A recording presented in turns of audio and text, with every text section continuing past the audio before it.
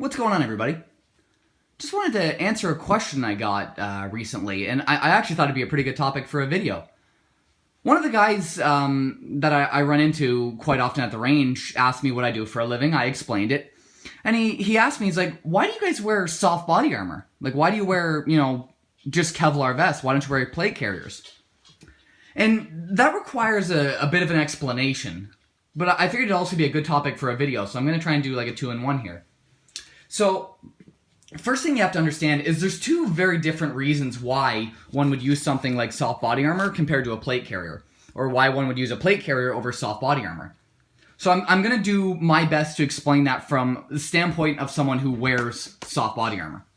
So, first things first, you have to understand, like I said, they're designed for two very different things. Soft body armor is generally worn by what you'd see like armored car guards, patrol officers, private security, things like that. People where their primary threat is something concealed.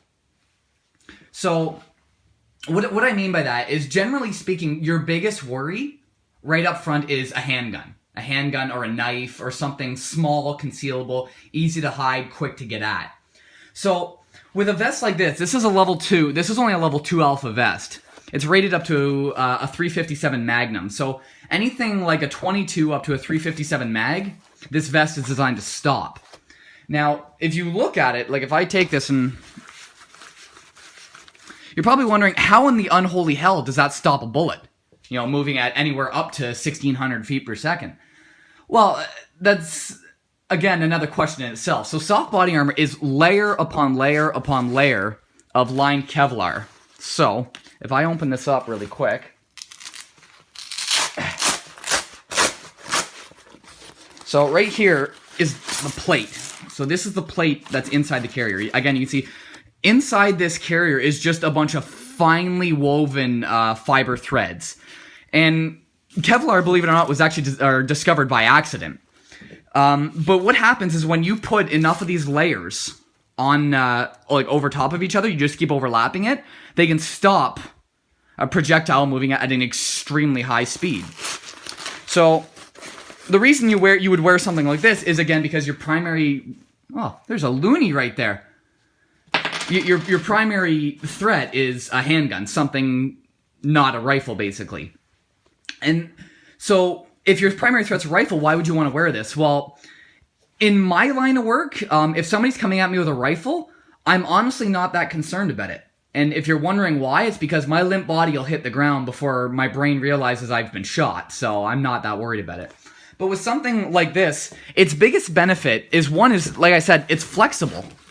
I can move around easy in this. I can get in and out of the trucks, I can get in and out of a vehicle, I can move around, I can bend over, and not worry about, my movement being impeded by this vest.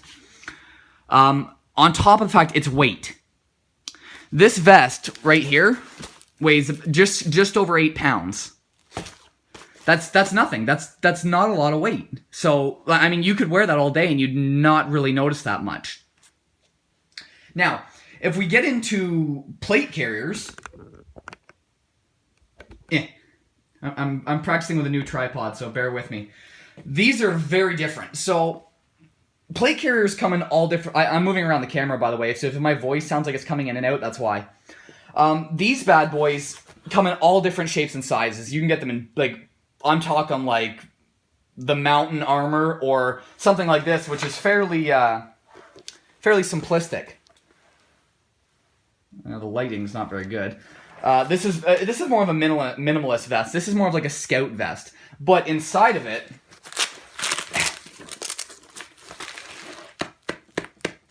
is an AR-500 plate. So this vest itself can stop anything up to a 30-06 rifle caliber if it hits that plate. Now, it has several drawbacks. One, the most notable, is weight. This entire vest, with the plates in it, is 38 pounds. There's no magazines in that vest. There's no rifle attached to me. The backpack has got nothing in it. Right? I've got nothing in my backpack. So, in a case like this, while it gives you enhanced protection, you lose out on mobility. One, again, is the weight, so you're going to be heavy. You're going to be trying to deal with added weight. Excuse me. As well as a lack of mobility, so you just can't move around as much. Now, with plates, there are different things you need to consider. Most plates, I'm not going to take the plate out just because this vest is a pain in the ass to set up, but plates have what's called an anti-spall coating all over top of them. It actually reminds you a lot of like a Line-X coating if you get like the bed of your truck sprayed. It looks something like that. It's not that, but it looks something like it. Now, the reason for that is, again, because of spalling. Now, what is spalling? Spalling is what happens when a bullet strikes a hard metal surface, so something like this AR-500 gong here. When a bullet strikes that, this doesn't give. Unlike Kevlar, where it folds to absorb the hit, this does not give. It doesn't fold, it doesn't bend, it doesn't do anything. So, what happens is a bullet hits it, and this is the result. That's what's left of a 9mm bullet after it hit it. Now, the problem is when that happens, you get stuff like this. So these are the little pieces of the jacket, little pieces of lead. The problem with that is when that hits a plate, it goes everywhere but where the plate is. So it'll go straight up, straight down. And unfortunately, what's like right up here, if I get shot there and that goes straight up, what's there? My neck, my face. So now imagine you didn't have a properly coated or a properly sealed vest and you got that cutting into your neck. Now, while this may stop the bullet, the problem is you're going to end up getting killed by the shrapnel. I just dropped that on the floor, but I got that so the dog doesn't eat it. That is a huge issue. So that's why you get things that have an anti-spall coating. Or you'll have plates that have some kind of a trauma pad over top of them, or a Kevlar lining. The point behind Kevlar is it'll stop the bullet, but it'll also catch the fragments. The point with a plate is while it will stop the bullet, it won't stop the fragments, which means it needs assistance with this. So that's why you see them with an anti-spall coating or a trauma pad or something to absorb the shrapnel from the hit. Now, with Kevlar, while it does capture the hit, it can only take so many hits. A vest like this can only take so many hits in a general area before eventually the Kevlar fails. With something like specific types of AR-500, you could hit it as many times as you want with a weaker caliber. It's not going to get through. So this plate, it's probably been hit by, oh Christ, at least 600 rounds and within an 8-inch circle. It's still flat. There's not even any damage. So that's the nice thing with armor plating is it'll take a hit.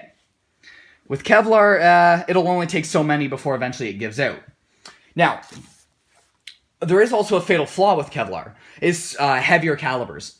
So if we look at something like a double-aught buckshot, or slugs from a shotgun, or high-powered, so like a 500 Smith & Wesson or a 50 Action Express, piss off, cat.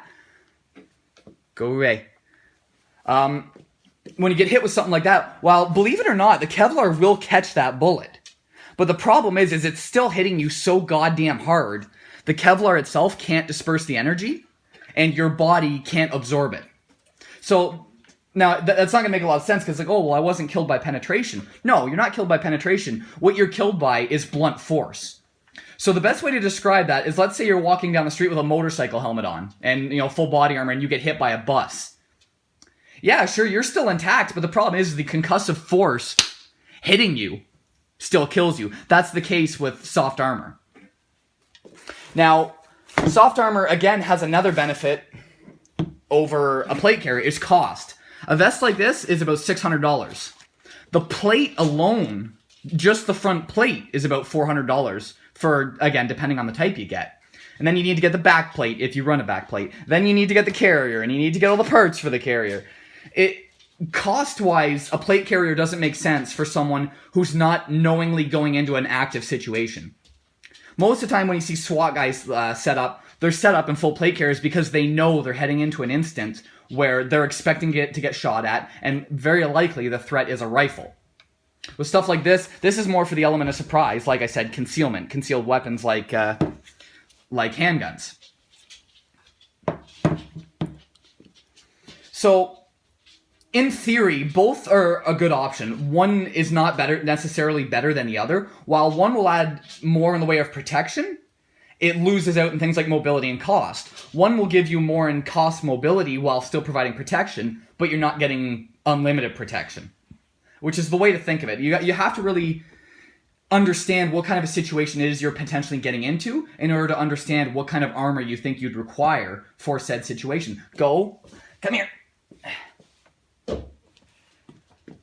So these are things, like I said, you have to deal with.